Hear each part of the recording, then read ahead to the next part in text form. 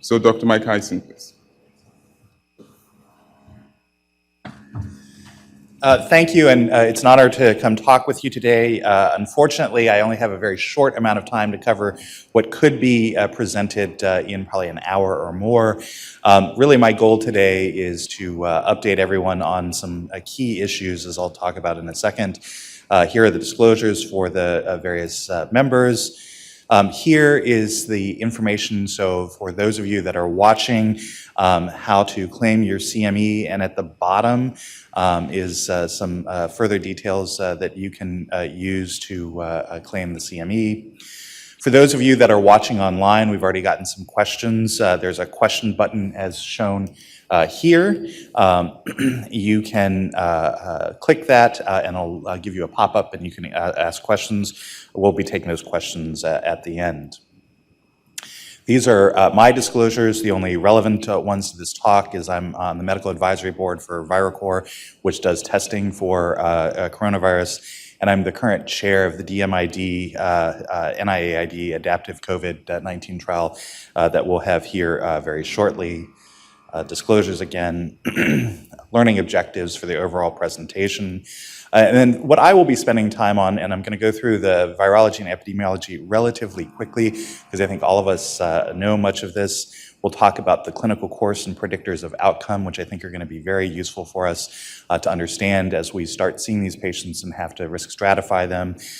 Prevention strategies and management options for patients that are exposed or become ill with the infection.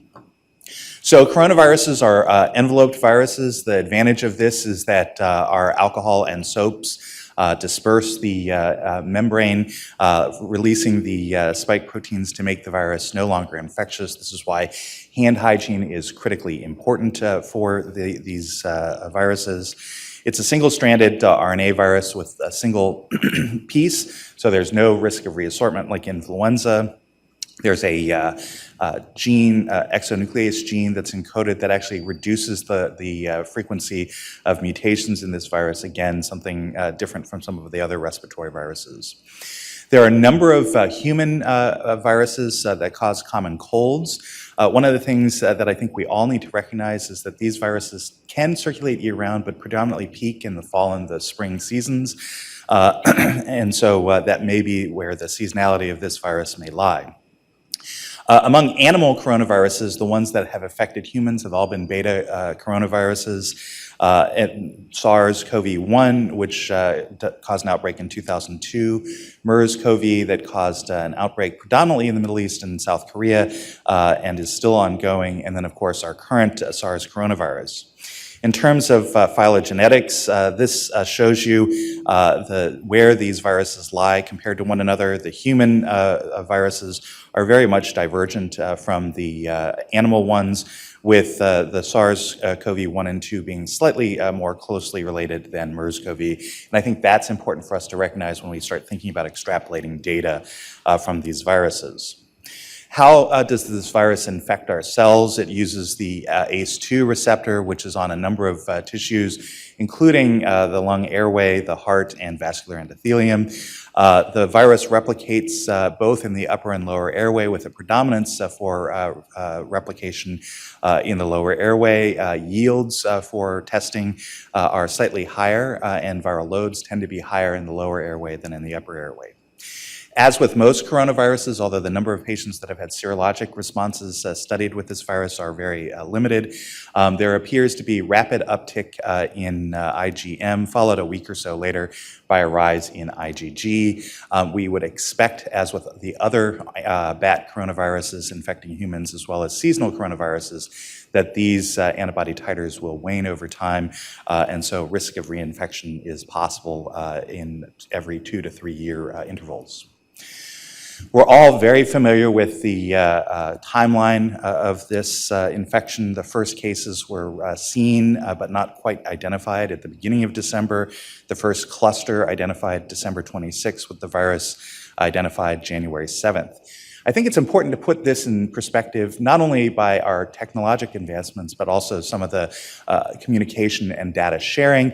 If you compare this with SARS about almost 2 decades earlier, it took 6 to 7 months to identify what the virus was. There was some delay in sharing the information. So we really did a much better job, and clearly a pandemic was just declared recently.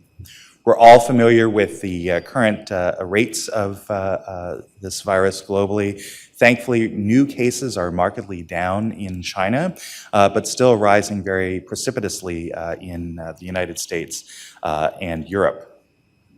I think many people have seen this on the web that was published in Financial Times, which really shows that the rate of increase, with about a 33% daily increase, has been pretty consistent across all countries, with the exception of Singapore and Hong Kong, as well as Japan. And again, part of this was due to slight differences in early social distancing, quarantine rules, and especially in the case of Singapore, strict controls over their society. I think the other thing that's very interesting is South Korea. They instituted widespread testing very early on, and that really changed their curve so that it's much more flat with less increase recently. This is an important slide that comes from one of the first series of patients with coronavirus. And what you can see in the bluish green lines are when people first become symptomatic, and the yellow lines for when they become hospitalized. And you can see you have about a 1-week period of time between when symptoms start and when the number of admissions starts increasing. You can also see that there was definitely some earlier cases that were caught later when investigation into severe outcomes and deaths occurred, identifying cases as far back as December 8th. In terms of what we know, again, we have to recognize that most of the data that's coming out of China is coming from patients that have been hospitalized or are severely ill. But from this, we can say the number of days after infection to onset of symptoms is somewhere between 3 and 7 days. The time from symptom onset to clinical visit is about 1 to 2 days in China, and time from symptom onset to hospitalization is around 9 days.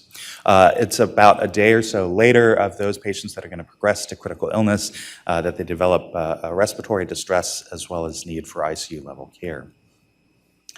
In terms of what we're seeing in terms of populations, the majority of patients, at least in China, have been a little older as we've been getting data out of South Korea. And they've been testing patients that had milder symptoms and a broader range of patients, including ambulatory patients. We're seeing the proportion of younger individuals increasing. But from the data in China, the majority of the patients were in the 15 to an older age group.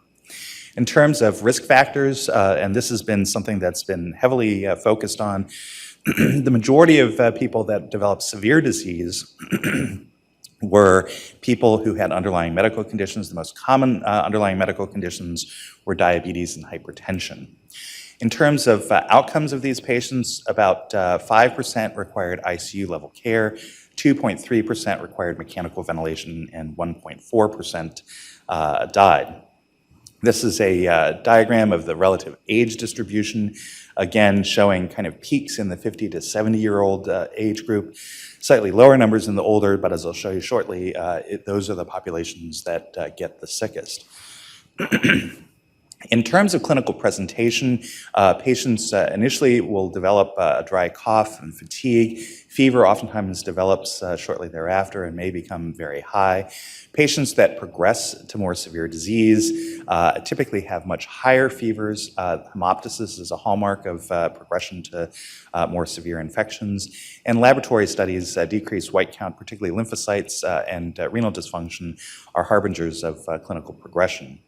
There are a number of atypical symptoms that may be presenting in these patients as well, although in a relatively low percentage of patients. To the right on this slide is a flow diagram that was developed by UCSF, which really I think is very helpful in helping you kind of think through how to think about a patient that you are potentially evaluating, whether or not they have COVID-19 or another alternative illness. I'm not going to spend time on this in detail, but these slides will be made available after the fact. I've already made them available on Twitter and Facebook. In terms of mortality, again, I think we have to be very cautious a bit with this, particularly at the younger age group, since they weren't testing as many patients. These are predominantly people coming to the hospital. But what is clear is that mortality increases with age in a stepwise progression, 3.6% for people in their 60s, 8% for people in their 70s, and 15% in people in their 80s. I wanted to highlight two special populations where there's relatively good data. The first is patients with cancer. Again, these patients clearly have an increased risk of progressing to needing ICU level care and death. And so this is a population that will probably have atypical symptoms, may have a lack of fever, for which we will probably need to pay additional care. Since my sister-in-law is due to deliver tomorrow, I'm very focused on pregnancy. And thankfully, a publication came out this week with the first 9 patients that were recognized in China that were pregnant. Thankfully, it does not appear that there's more severe disease from these limited numbers. The babies oftentimes were delivered early, in part because of illness in the mother. There was some evidence of some preterm labor in these women, no evidence of transmission, and they did do virology with that as well. We do have to keep this in the back of our mind because both SARS and MERS had clearly worse outcome in pregnancy, and I think as we see more and more pregnant women potentially getting infected, as we get more data from the world, we'll have to keep an eye on this. We also had a recent study which I think is going to be very, very helpful for us in looking at our patients, and I think should drive some of our protocols.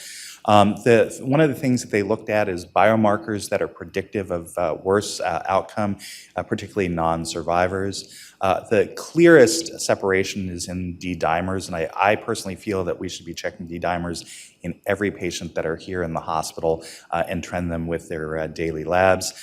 Looking at some of the patients that we have now, there's clearly a sharp uptick in their D-dimers in the patients that are requiring ICU level care. Other markers of inflammation may also be helpful, as well as markers of lung destruction, such as LDH. IL-6 is not something that we readily test for here in the United States. It's commonly tested for in Asia, is a useful marker and maybe a marker for who we should intervene on with some of our interventions. All of us are fixated on the challenges we've had in the United States with poor testing, and to be blunt, it's an embarrassment that we still are the country with the lowest testing rate. Thankfully, this is increasing as shown in this lower graph, and we'll probably hear about our efforts here a little bit later. This is the current map of cases in the United States, as well as some of the top states in terms of case numbers and fatalities. Clearly, although the numbers are highest in New York, the burden and impact is greatest currently in the greater Seattle and suburban areas of Washington. One of the unfortunate perks of Seattle being the first introduction in the United States and a heavy area of disease is that probably the world's expert in phylogenetics is there, Trevor Bedford, and he has a website that everyone can access, Next Strain. He does weekly blogs where he talks people through in very easy terms about what these mean. And I think we get some really interesting perspectives from some of this early data. He demonstrated, for example, that there were clearly 2 introductions of COVID-19 or SARS-2 in Italy that were 2 different viruses, and that he's been able to demonstrate that there have been about a dozen or so introductions to other countries, Mexico, Brazil, Switzerland, and other areas of Europe from patients traveling from Italy. He also was able to demonstrate very early on that the second patient in the nursing home was linked to the initial patient phylogenetically, suggesting that there was some ongoing community transmission. We do have some knowledge gaps in our current knowledge, and I think that is an important thing. We will learn more as Europe and the United States start seeing cases. There's likely a significant component of asymptomatic and mildly symptomatic disease that likely resolves on its own. We don't have a lot of testing of those patients, and that likely will change our mortality estimates. Testing has generally been limited to contacts and hospitalized patients, again, slightly overestimating severity. And to date, there are no seroepidemiology studies, although there's one that's ongoing in Singapore and China that should give us some idea of the proportion of the population that has been affected. Transmissibility, the number one question that people have, and unfortunately there's suggestive data, but nothing that's been studied definitively.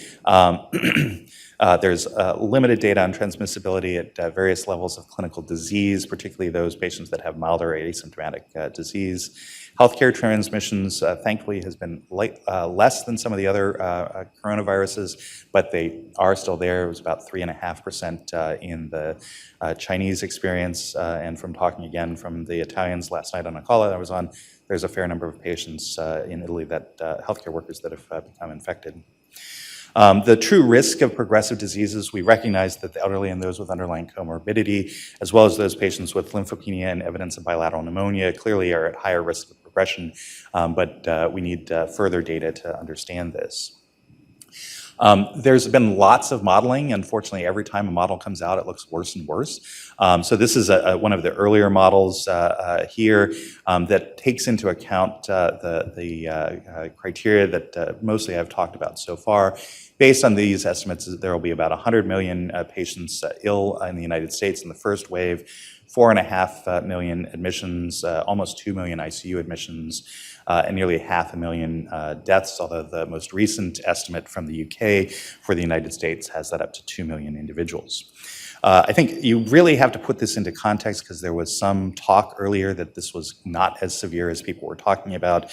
The mortality rate is 6 times seasonal influenza, and admissions are 17 times as seasonal influenza, so definitely a much more severe infection. We all have been focused on social distancing, and really the goal of this is to reduce the number of cases a little bit, but really more importantly, spread them over time so that they do not overwhelm the healthcare system as they did in China and in Italy. There's been, again, modeling of this so that if we basically did nothing, we'd get that 33% increase. Even with 25, 50, and 75% reductions, you can really flatten that curve pretty significantly, and that's led to a lot of our efforts to close schools, restrict travel, and restrict meetings. I can't speak heavily enough about the essentialness of hand hygiene. Every time you can, you should be washing your hands, especially anything you touch could be potentially contaminated. Wash your hands all the time. Masks really should only be used by healthcare workers that are taking care of these patients to preserve valuable resources.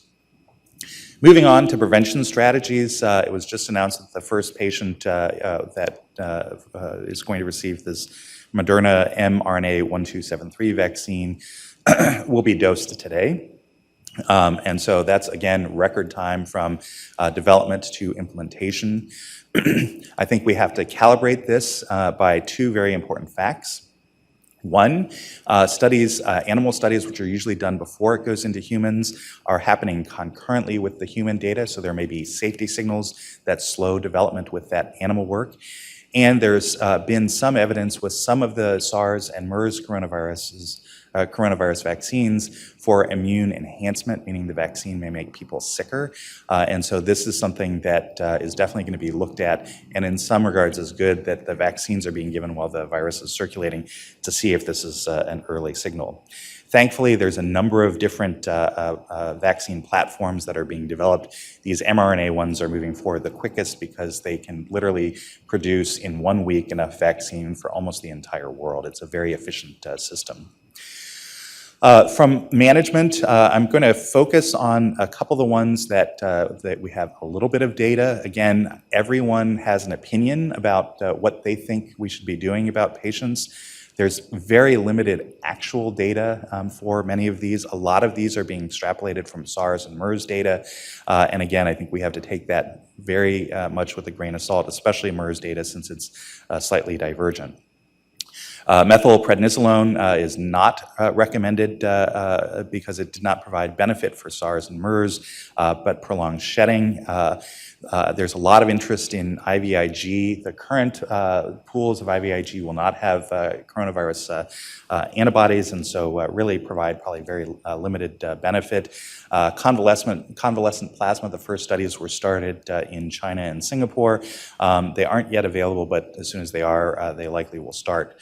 We'll talk specifically about lopinavir, ritonavir, chloroquine, and hydroxychloroquine, IL-6 blockers, and remdesivir. There's a huge list of other agents that are being considered. I'm not going to go through those in much detail.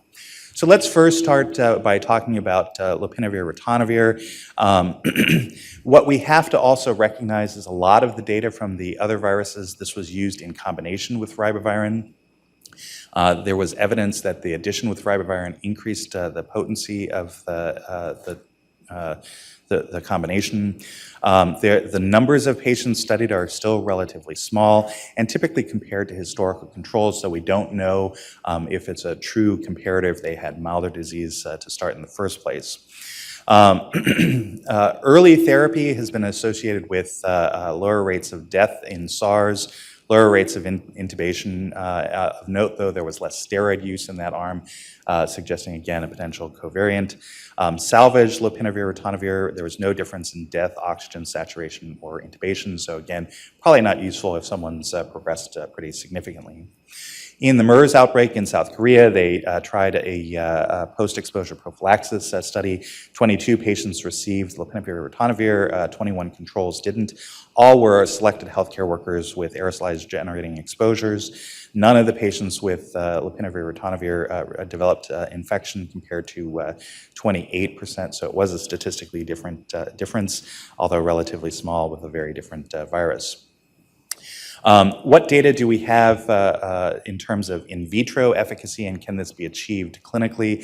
So it appears that for these viruses, the IC50 or EC50 is somewhere between 6 for SARS and 8.5 for MERS-CoV. It's not well known what the IC50 is for this particular coronavirus. One of the challenges is that the dosing of 400 milligrams, 100 milligrams of lopinavir and ritonavir may not achieve therapeutic levels for very long. Additionally, this drug is highly protein bound, and the amount of drug getting into the alveolar lung fluid as well as nasal secretions might be limited. So its efficacy, in my view, really needs to be studied prospectively. There is a study that is completed and should be published in the near future from China. The other challenge is there's significant drug-drug interactions with this, and that's particularly concerning if patients are on steroids, because the steroid may last in the system for much longer. We do have a limited experience in SARS-CoV-2 from Singapore. They used a lower dose, 200 milligram, 100 milligram twice a day for 14 days. In their overall series, the patients all did well and generally were discharged. 5 patients were treated with the combination. 3 had improvement in oxygens. 2 patients deteriorated, 1 needing intubation. Both experienced ongoing nasal carriage, so it did not appear to affect viral loads in these patients. 4 out of 5 periods had adverse effects. 3 had abnormal liver enzymes. So really, we still have a lot of questions, and it's very unclear from this limited data, did it actually help these patients? We look forward to the data from China. So chloroquine and a related drug, hydroxychloroquine, is an antiparasitic agent that does have antiviral activity. Theoretical mechanisms of action: they may interfere with the cellular ACE2 receptor. They may impair the acidification of the endosome, which interferes with trafficking of the virus, but they may have some slight immunosuppressive effects. From experimental data, the IC50 is about 1 microgram per ml. which is easily achievable with medications. Reported favorable outcomes have been in the press, but again, we have no published literature. The next drug that I think has a lot of interest, but has some challenges potentially with it, is the IL-2 receptor antibody, tocilizumab. This basically is thought to block the rise in IL-6, which is associated with worse outcomes in these patients. I've shown you the dosing and the exclusion for this. It does increase fetal concentrations, so should be avoided in pregnancy. The real issue, though, is likely the timing of this. If you start it too late, it's probably not going to be terribly effective. Lastly, I'll talk a little bit about remdesivir, the drug that we've been giving predominantly to our sick patients here, and we'll be starting a trial on. It's a broad-spectrum nucleotide prodrug that inhibits RNA-dependent RNA polymerase. It's active against a huge range of RNA viruses and inhibits replication of coronaviruses, including MERS in human epithelial cells. There's some in vitro data of its activity in cells at this point as well. It interferes with viral polymerase. One challenge is resistance appears to occur relatively frequently. Thankfully, the resistant virus is markedly less fit, and so replicates at a much lower rate. The one issue with it is it's an IV medication compounded with cyclodextran, so concern for renal dysfunction is there. Other known side effects is change in PT, PTT, LFT abnormalities, and GI side effects, as well as headache. The first case report of patients treated in Nebraska is in pre-press. Here is the data. Thankfully, the patients all did very well. They only had 3 patients that were treated with this medication. The shading shows which patients, and in the lower panels shows the change in their labs with the treatment. It's unclear to me how much drug benefit was given to these patients, although the majority of these patients did not progress to worse illness. We need bigger trials to really understand this. And then just a shout out to local Northwestern colleagues, Dr. Battier and Satchel. They're working on Soluble H2, which could attach to the virus and prevent infection, so more to come on that. In terms of therapeutic options, if you are considering commercially available drugs, be very wary of drug-drug interactions. My personal feeling, the kitchen sink approach is potentially dangerous because you could have toxicity and benefit that you're not going to be able to see and harder to tweeze out efficacy. We have a compassionate use protocol that's up and approved as of yesterday. Please refer patients to the COVID-19 team. They have to be COVID positive, not on pressors, and intubated. Carrie Kruger is coordinating these. We're also participating in DMID 200016, which is a really amazing study that's gotten up and running here. Carrie Kruger is going to be leading the effort here. The way it's designed is adaptive, which means currently it's placebo versus remdesivir, but they can add up to 8 other therapies in so that patients are randomized across a number of different individual agents so we can look at variable effects. Currently, it's just placebo and remdesivir. So really focus on hand hygiene, covering your mouth, and not coming to work sick. We're doing a lot here in our group. There'll be a meeting later this week that'll develop therapeutic guidelines for teams.